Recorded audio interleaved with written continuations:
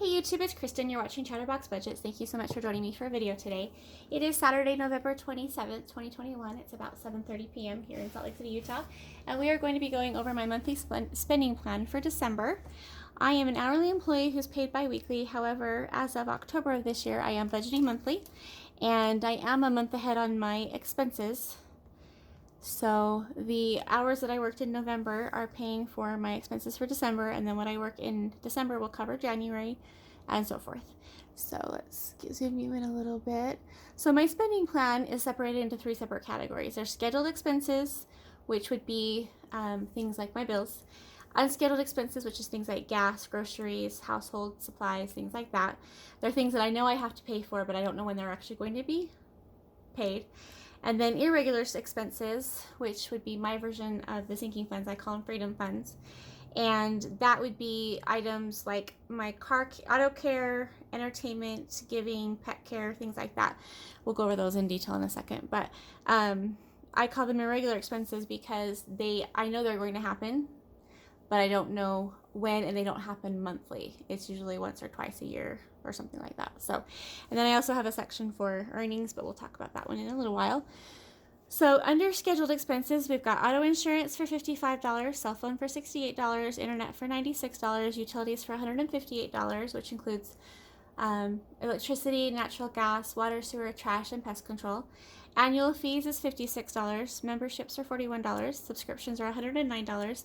Gym and fitness is $17. Home insurance is $8. Rent is $1,226, and my loan is $230. That total is $2,064. I do have one other loan. There's a 401k loan, but that comes directly out of my paycheck, so I don't list it on here because it's already taken care of and I've already subtracted it from my earnings. So as far as the irregular expenses, the unscheduled expenses is next.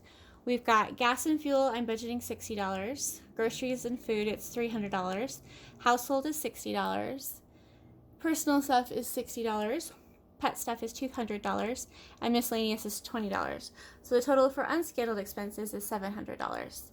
And then for my irregular expenses, I'm only going to be budgeting for self-care at this point because I do have an appointment in December, and so I do need to put more money towards that. And right now I'm budgeting $40, but I don't think that's going to be enough, so I'll probably have to increase that. But then I'm also going to be putting at least $100 into my contingency fund. So my plan is, and my contingency fund is my version of the emergency fund. So my plan is to have $1,000 in my contingency fund by the end of the year. And then what I would do is when things come up next year, like say for example, when I need to take the pets to the vet to get their shots and stuff, if I don't have enough in the pet care fund, then I would take it out of the contingency fund. So for me, it works better to have all of the funds in one main, just one main pile of money, basically. That way, instead of having $500 sitting aside for auto care when I really need it for my pet care, it's all where I can access it for whatever category I need it for, and then just pay it back as I need it. I won't always do it that way, but that's how I'm going to start because it's easier to have it all in one place, keep track of how much I have, and then I can start putting money into it monthly, starting in January. And then, so for my paychecks for next month, I'm planning on, I have the paycheck on the 3rd of December is covering the expenses for December. So that was money that I earned in November, even though the paycheck falls in December. But then I have a paycheck on the 17th, and I'm thinking I'll get about $1,400, maybe $1,500 on that one. And then on the 31st, I have another paycheck. That one's going to be about the same, $1,400 or $1,500. It depends on how much overtime I get. Because of the holidays, there isn't as much overtime as there has been up to now. But there should be at least 1 week in each pay period where I'd have overtime as long as I don't get sick or something. So that second paycheck would probably be at least $1,350, even without overtime, because I did change my benefits through work, so I'm not paying as much for benefits as I was before. So now let's zoom out, and I'm going to show you the monthly calendar for the scheduled expenses. Let's see. Okay, I guess I could zoom in a little bit more, huh? So there's quite a few things due on the 1st of the month, but because I already have the money sitting there ready, I'm not too concerned about the due date because it just comes out of the account when it's ready to, I guess. So Google One, which is I have a main email account that I have that I use for photo storage, things like that. That one is $9.99 a month. YouTube Premium is $12.85 a month. Prosper which is my loan, is $160.71. I am budgeting $230, but I'm going to put the difference aside and then at once a quarter make an extra payment. For con service, which is my utilities for my apartment complex, so that's the water, sewer, trash, and pest control, that one's $59.40 this month. Dominion, which is my natural gas, that one's $31. Avenue 5, which is my rent, is $1,225. That one's the same every month. Yardi, which is the company that bills, they charge a 95-cent fee for paying my rent online through a portal with electronic funds transfer. That's the cheapest of all the fees they charge. That's 95 cents. Walmart Plus is $13.89. I do pay more for the convenience of having it be monthly instead of paying an annual subscription, because if I were to do it annually, I'd still have to put the money aside every month, and I would just rather do it this way. Things that I can get on a monthly basis, I will do that, and maybe someday I'll switch to annual, but as of right now, I'm not too concerned about it. So Cricket, I budget $68. That's my cell phone, but they haven't charged me $68 in like the whole time it's been that much. But I still budget $68, but it's actually $63 is what I'm expecting them to take out. Then I do have that payday on the 3rd. And then Kindle Unlimited is $10.71. HP Instant Ink, which is my ink subscription service, which is for 100 pages of printing, that's $5.35. Rocky Mountain, which is my electricity, that's $52. Payday on the 17th, that's one of the ones I'm expecting to be about $1,400, $1,500. Comcast, which is my internet, is $95.58. That is unlimited. I do have to have that because I work from home permanently. And then Hulu is $13.93. I do have the no commercials version. Prime Acorn, which is a channel I pay for, it's $6.42. Good Budget, which is my subscription I use for managing my envelopes, my digital envelopes, or all my envelopes actually. That is an annual fee for $45. It's due the 20th of December. That money is sitting aside in my annual fees category. Netflix is $17.99. I do have the 4-screen version.